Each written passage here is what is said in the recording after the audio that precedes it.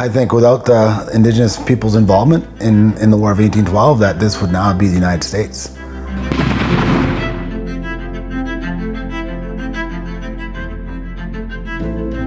History from the beginning of colonization has been filled with inaccuracies, stereotypes, and mythological beliefs about who are these Indian people. You know, if it wasn't for our treaties and our negotiated treaties to share the land and the resources, Canada would not exist.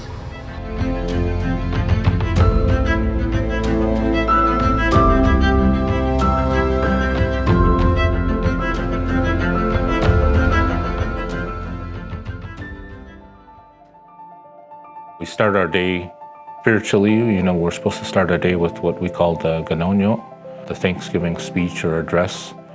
And within that address, it really acknowledges the things in our surrounding, things that we need to be mindful of, you know, the things in nature, Mother Earth, the water, you know, the sun, the stars, the moon, you know, and where we fit in that. The largest misconception is that Indigenous people were primalistic, that we didn't necessarily have all of the amenities of technology. But I think that that's completely wrong. It was different from nation to nation, but for the most part, there was peace, there was love, there was respect for one another, respect for creation.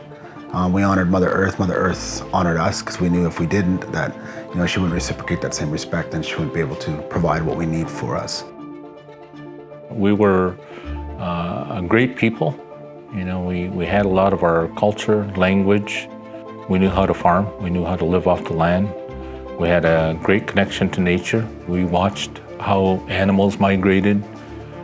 We knew how to grow our plants based on the moon cycles. We follow our moon.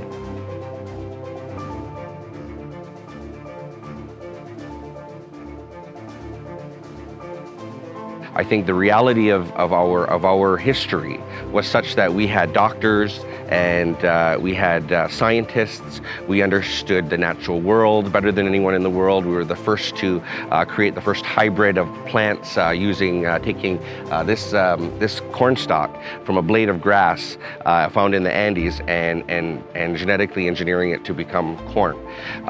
So these are major feats that technology and science may have done recently, but our people were doing and practicing far before anybody came here from Europe. There wasn't a lot of the domestic violence or child abuse that exists today was unheard of back then. Actually, many First Nations communities, they talked about the fact that banishment was actually a practice.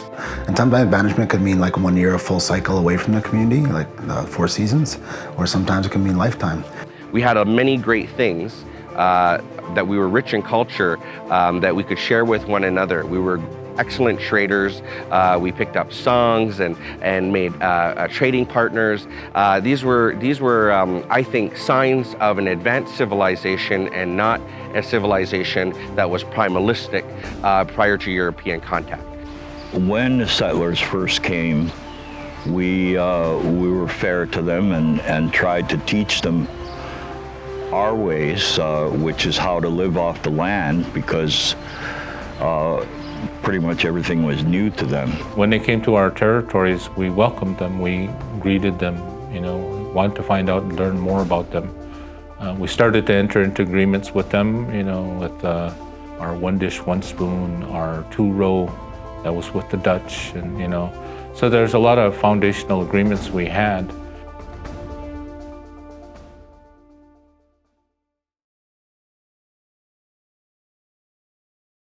So the premise and the underlining message behind the 2-row wampum is, how do we respect one another? We have a wampum belt that has diagonal lines on it, where there's 2 diagonal lines thick with a thin diagonal line in the middle. And this was a promise, an agreement we made to the non-native people that until you can stand straight, until you're acclimated to living in these territories, we will support you. And that's exactly what we did. They cannot do without us, and we cannot do without them. And those treaties will be there until time runs out or until the resources run out. And you can't just ignore the treaties or get rid of them, because then Canada would cease to exist. But what you can do is you can take the children and displace them and get them to forget about where they came from. We had no idea that eventually what they would try to do is to change us.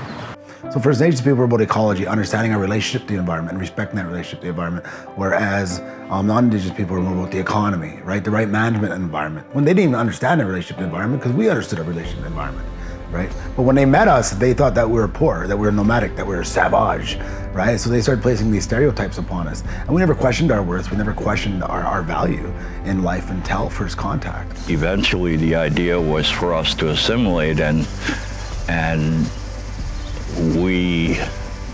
most of us did not. History from the beginning of colonization has been filled with inaccuracies, stereotypes, and mythological beliefs about who are these Indian people. And I think that that's the main thing that still stays today, is to know what belongs to us as a people and what belongs to them as the settlers, and to get them to understand that our values and our systems and our ways are equal to whatever values they hold. Prior to European contact, there were no spiritual wars or religious wars. No man wanted to put his religion on another. We allowed people to live freely, so long as we abided by some of the simple rules. And the simple rules were that we respected one another, that we respected Mother Earth, that we ensured that there was going to be a place for the children unyet born.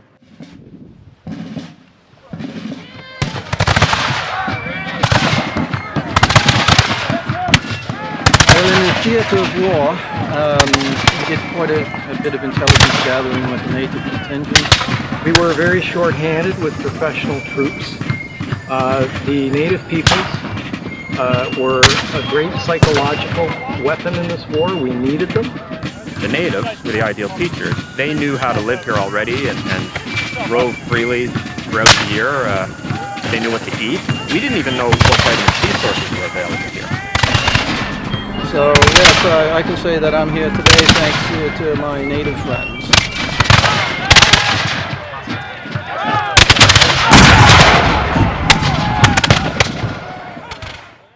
Our ancestors were great warriors, and they were sought after by many European heads of state, in fighting the wars in America, in North America. Battles that occurred would not have been as one-sided as they were if our people were not involved. And I think without the Indigenous people's involvement in the War of 1812, that this would now be the United States. the Americans had such fear from mythological beliefs of who the Indians were that we only had just a small number of people, but the way we presented ourselves was as if we had a great number. And we were very smart in our tactics, and we were very intimidating too. And anytime they knew that there was Indigenous people's involvement in any battle, they immediately became very intimidated and became like stricken by fear. So we were sought after, and wherever side we fought on, we had considerable influence in the outcome of that battle, and the outcome of that war, and ultimately the outcome of who held the power. So us being involved in wars meant that we were engaging in a lifestyle that was not completely ours. There was not enough credit given to Indigenous folks for the sacrifices they made for wars that they didn't create. Rather than honor us, right, for fighting alongside them and being their allies, they tried to disempower us and tried to strip us of any power that we could have as a nation of people. The Indigenous the Indigenous military influence on all wars leading up to the War of 1812 and post-colonial contact were really about Europe's need to want to extract resources, to take control over lands, and in order to do that, they had to dispossess the Indigenous people of that land.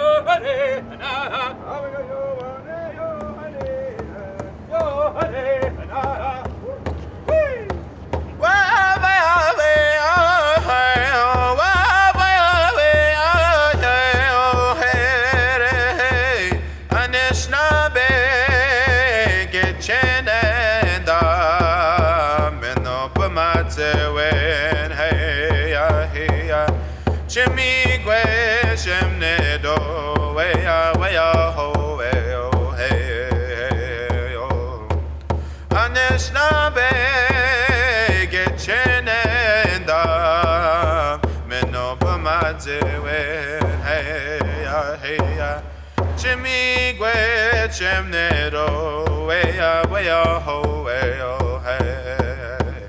Wah, way oh, yeah. Wah, way oh, yeah, oh, hey.